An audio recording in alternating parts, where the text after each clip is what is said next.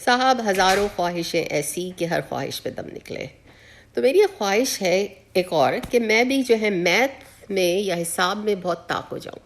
Multiplication, division, subtraction, edition میرے دماغ میں یوں ہوں سیکنڈوں میں، فریکشن آف اے سیکنڈ میں جو ہے نا میرے دماغ میں یہ سب چیزیں ہوں، اور لوگ ہو جائے بھائی یہ انہوں نے جواب دے دیا، بھائی ان کو کیسے پتہ چلا، مجھے یہ کرنے کی ضرورت نہ پڑے. چلو اس میں آپ کی بےزتی خراب ہوتی ہے.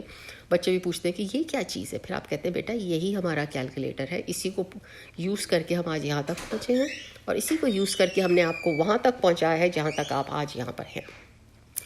اور کمپلیکیٹڈ سے کمپلیکیٹڈ جو سوال ہے وہ ان کا جواب جو ہے میں آپ کو یوں دے دوں. مثلاً آپ یہ نوٹ کریں کہ ایک صاحب سیکرامنٹو کیلیفورنیا سے چڑھے جہاز پہ، ٹھیک ہے، انہوں نے جانا ہے نیشول ٹینیسی، وہاں پہ ہو رہا ہے ریبا میکنٹائر، ڈالی پارٹن، کیتھ اربن کا فنکشن کنٹری میوزک کا.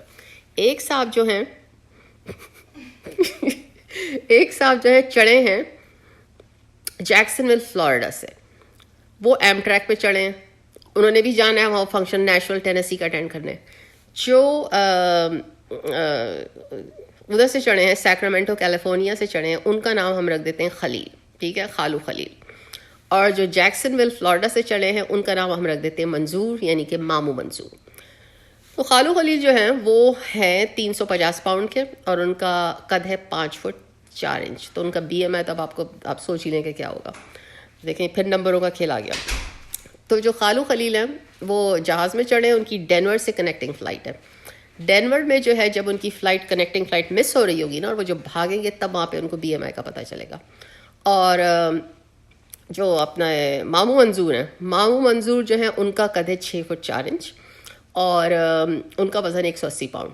ان کا بھی بی ایم آئی آپ سوچ لیں. وہ تو اگر وہ ایم ٹریک سے چڑھ رہے ہیں تو اگر وہ ایم ٹریک سے نیچے اتر کے بھاگنا شروع کریں تو وہ ہرنوں کی طرح چوکڑیاں بھرتے ہوئے ایم ٹریک سے پہلے پہنچ جائیں گے، چونکہ وہ 10 میل فی گھنٹے کی رفتار سے چل رہی ہے. تو خالو خلیل جو ہے جب وہ ڈینور پہ پہنچے گردے پڑتے تو پتہ چلا وہاں ان کی فلائٹ لیٹ ہو گئی ہے. کیوں لیٹ ہوئی ہے؟ کیونکہ جہاز میں کسی نے الٹی کر دی تھی. تو اب جو ہے جہاز میں الٹی کر دی تھی، کتنی دیر لگ سکتی ہے جی اس کو صاف کرنے میں؟ 4 سے 5 گھنٹے. یہ سچا واقعہ یہ ہمارے ساتھ ہو چکا ہے.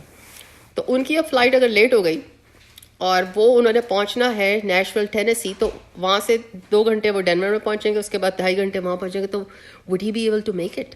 اور وہ جو جیکسن ویل سے چڑھے ہیں مامو منظور، وہ جو ہے چھک چھک چھک چھک کرتے فرائیڈے سے چلے ہیں. ہر اسٹیشن پہ جو ہے گاڑی رک رہی ہے، وہاں پہ انڈے مل رہے ہیں، حلوہ مل رہا ہے الحمدللہ.